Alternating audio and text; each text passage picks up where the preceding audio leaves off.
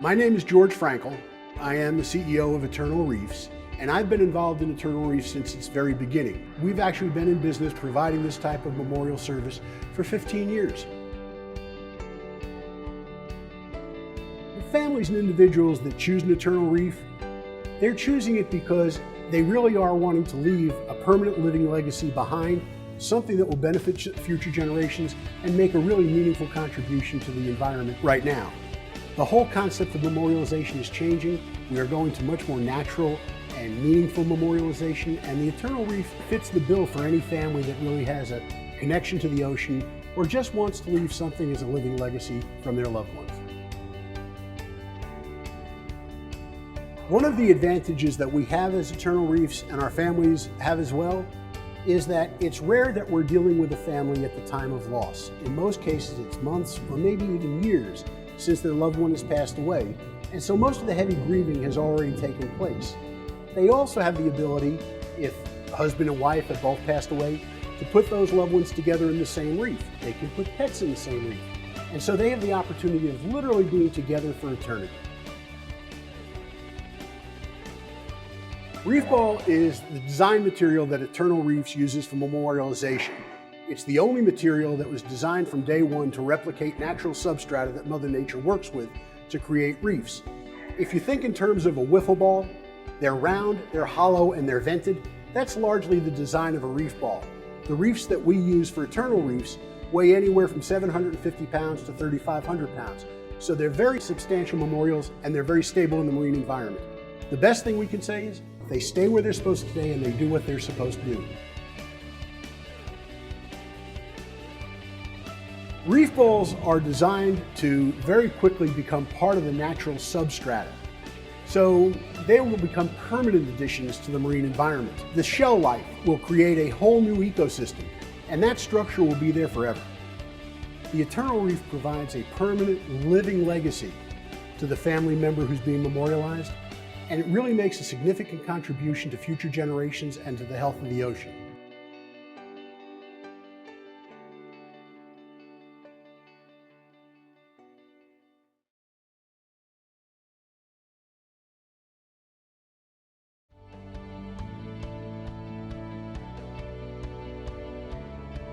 I'm Suzanne McGee, and I'm from Coral Springs. My husband was Frank McGee. He was a sergeant in the Marines, and he was a radio man. I learned of Eternal Reefs from my sister because my husband did not want to have a funeral or a viewing, and he was immediately okay with this idea, which he hadn't been with anything else. So, and then I asked my children about it, and they thought it was a wonderful idea and something very unique and very respectful. Since the moment we arrived, the people from Eternal Reefs had been so kind, so considerate, and so respectful that they put me at ease right away. I had been very, very anxious. This week was very hard for me. My husband died in October, and it seems like a long time. And yet, I think the time in between was probably a good thing. And today was absolutely beautiful. My grandchildren came and they saw all the little trinkets and things that we put in, and the whole family had a part in it, you know. And when you have a stake in it, it means so much more.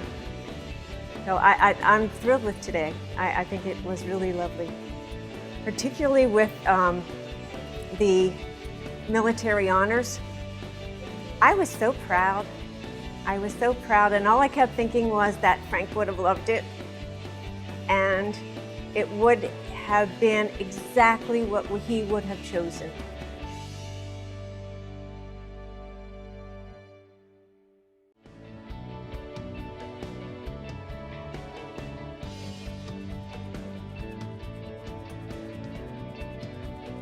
Eternal Reefs works with the Reef Ball Foundation as our not-for-profit strategic partner, and we work with Reef Innovations as our primary contractor for making our reef balls. Reef balls are used worldwide. There are more than 70 different countries, more than 4,500 different projects, and there are probably more than 700,000 reef balls in the oceans today.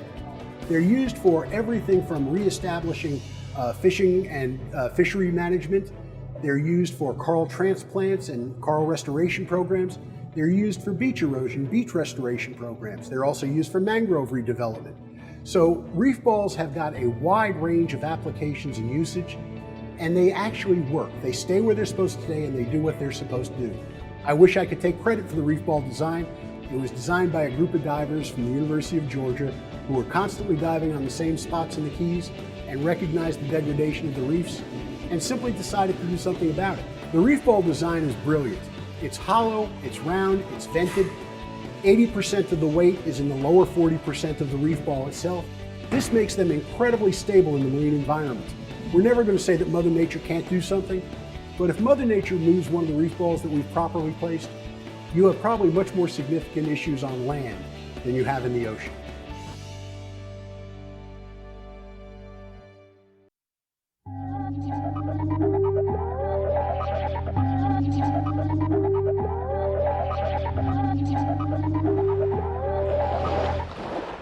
I really don't know why it is that all of us are so committed to the sea. I think it's because, in addition to the fact that the sea changes, and the light changes, and ships change, it's because we all came from the sea.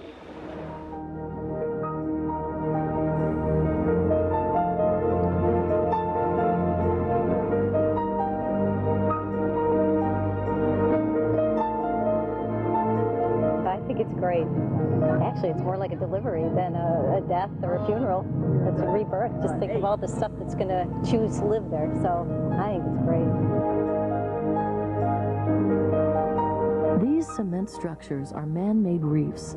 They're part of a plan to help rebuild the ocean's habitat. But these are also tombs. Cremated remains have been mixed into the cement.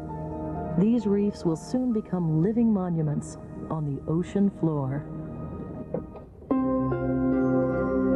Don Brawley had no intention of getting into the funeral business. His obsession was with the ocean and restoring the diminishing coral reefs.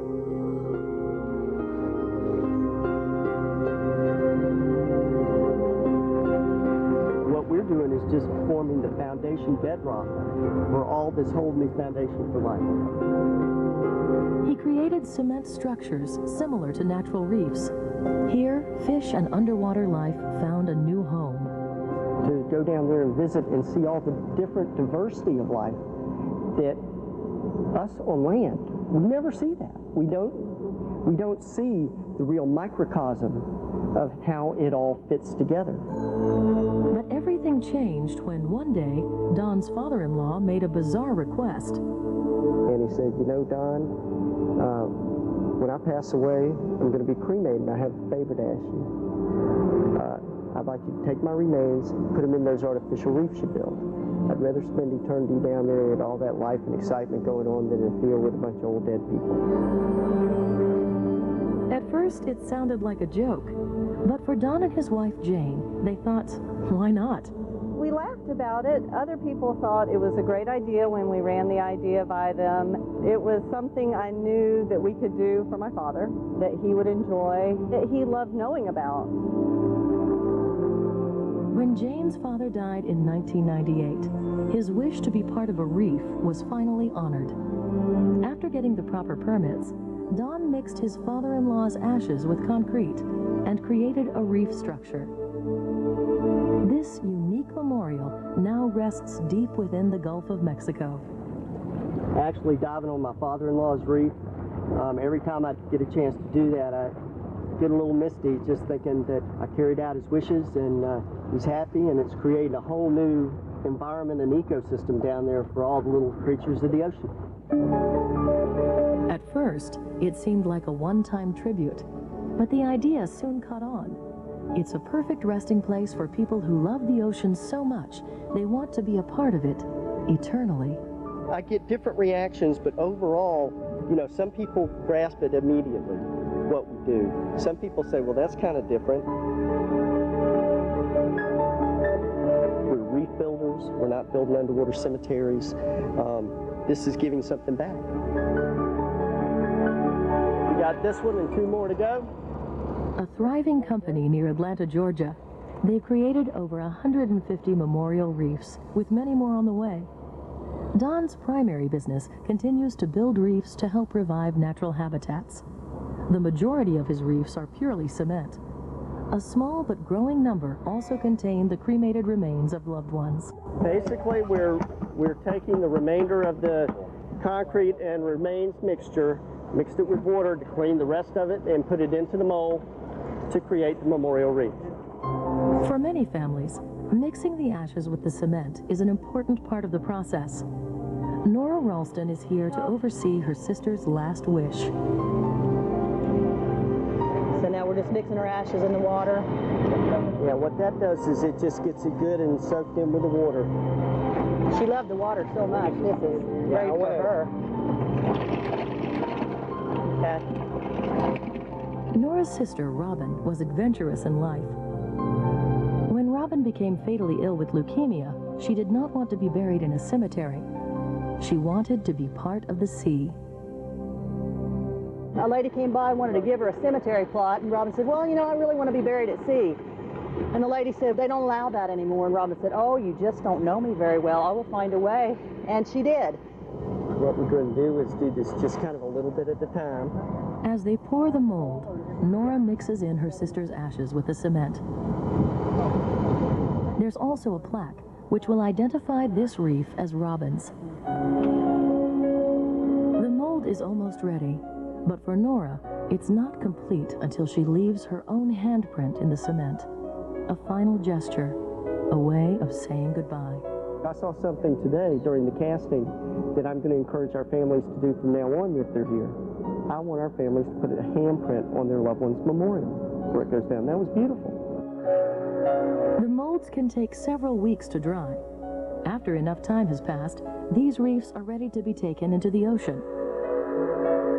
Whichever way you want to rig them, I leave that up to y'all. If you want me They'll be hauled to a predetermined location where reefs are needed to help restore sea life.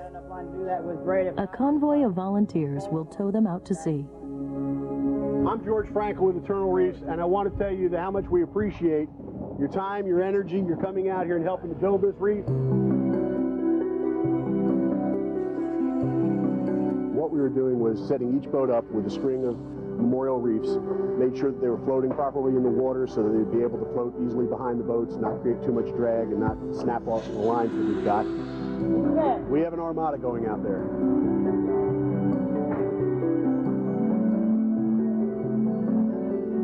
Meanwhile, families board a chartered boat. Each has a loved one about to become part of a living reef.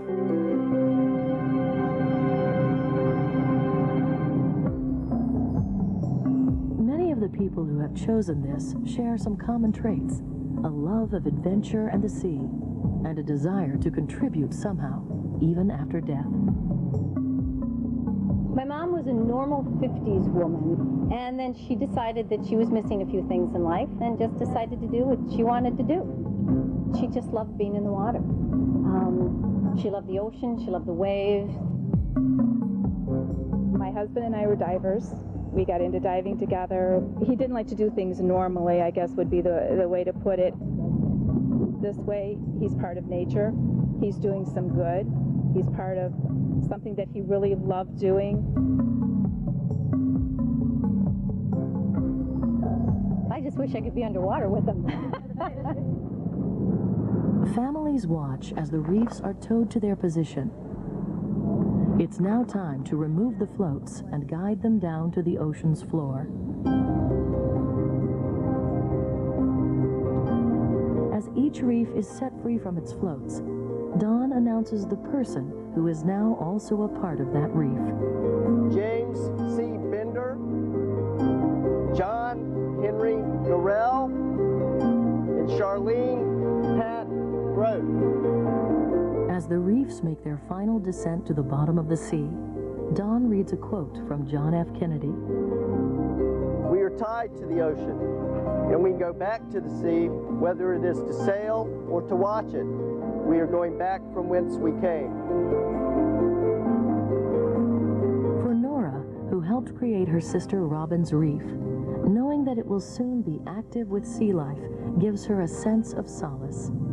even in her death, being a wreath on the bottom of the ocean helps to preserve life in the ocean. Like they said, now, since they just dropped that, schools of fish are already there.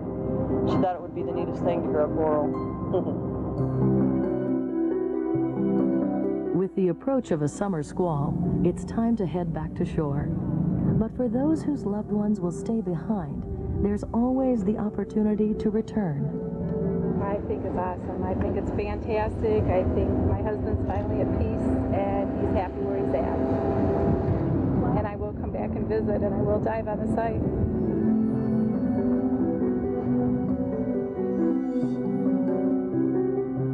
Within months, the reefs will be active with sea life, a fitting memorial for those who loved the ocean.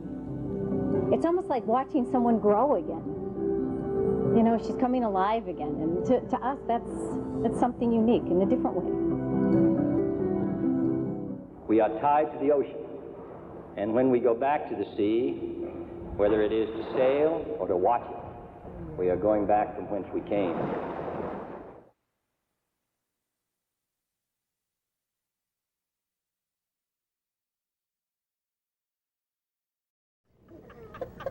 I always wanted to know what he looked from the inside out because I never could figure it out on the outside.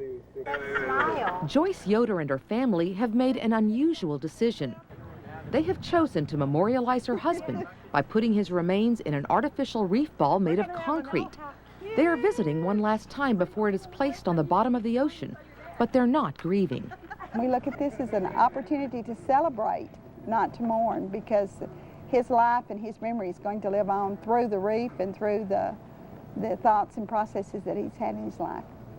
The Reef Ball Development Group of Decatur, Georgia began making artificial reefs in the early 90s, but in 1998 they started the Eternal Reefs program as a memorial option. My father-in-law came over for dinner, said, "Don, I got a favor to ask you. When I pass away, I'm going to be cremated, and I want you to take my remains and put them in those artificial reefs you build. I'd rather spend eternity down there with all that life and excitement going on than in a field with a bunch of old dead people." Since then, the program has placed roughly 250 memorials for people like William Yoder, who loved life and the ocean. He was a person who believed in living life to the fullest, one day at a time. Oh, Dad, that's one day at a time. He always said that, you know, you come from the earth and the water, and that's where he wanted to go back. So being buried at sea was very important for him, too. Unlike going to, you know, normal cemeteries and all, it's kind of dreary and, you know, it's not real comfortable for a lot of people, but going out to a reef or going fishing on a site and or actually diving on it and seeing all the life and the fish and the growth is much more enlightening and uplifting for everybody. The Eternal Reefs program cooperates with the family throughout the process. They let them participate in making the concrete reef ball in the beginning and perform a site dedication on a boat at the end. All of us have in our veins the exact same percentage of salt in our blood that exists in the ocean. We are tied to the ocean. And when we go back to the sea, whether it is to sail or to watch it, we are going back from whence we came. John Kennedy, the sea.